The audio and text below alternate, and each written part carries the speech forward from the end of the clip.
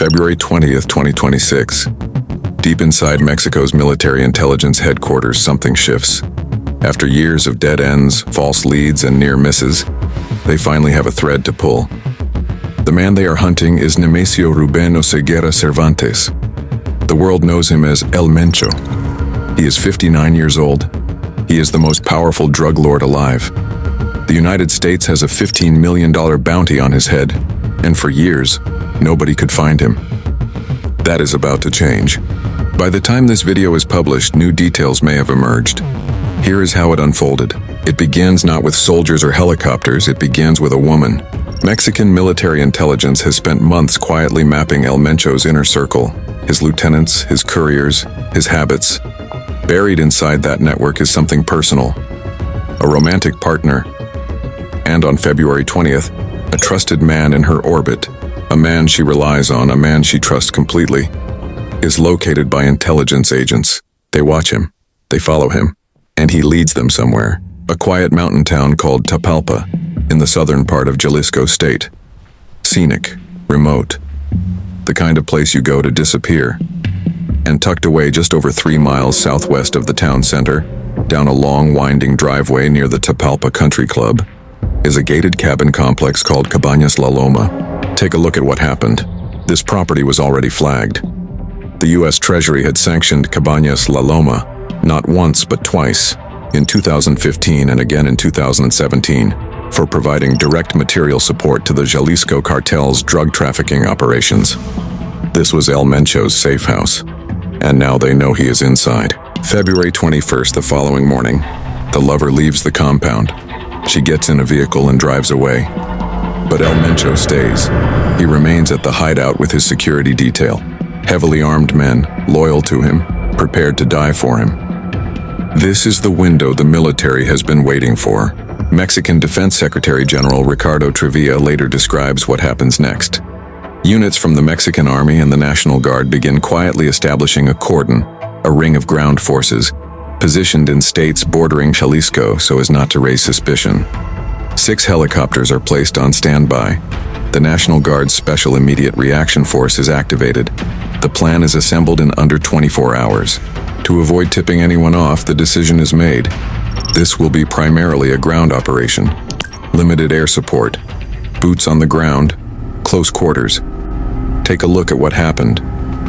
February 22nd, Sunday morning, dozens of uniformed troops and armored vehicles begin moving up a slope toward Cabañas La Loma.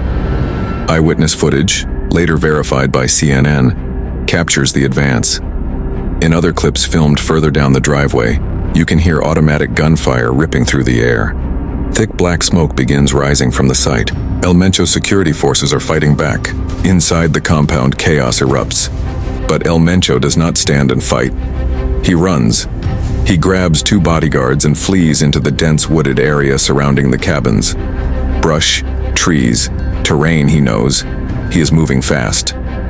His men left behind are holding the line with rocket launchers, the same kind the CJNG used in 2015 to shoot down a military helicopter. But this time, take a look at what happened. They never get to use them. Special forces fan out through the undergrowth. They are searching. And then, they find him.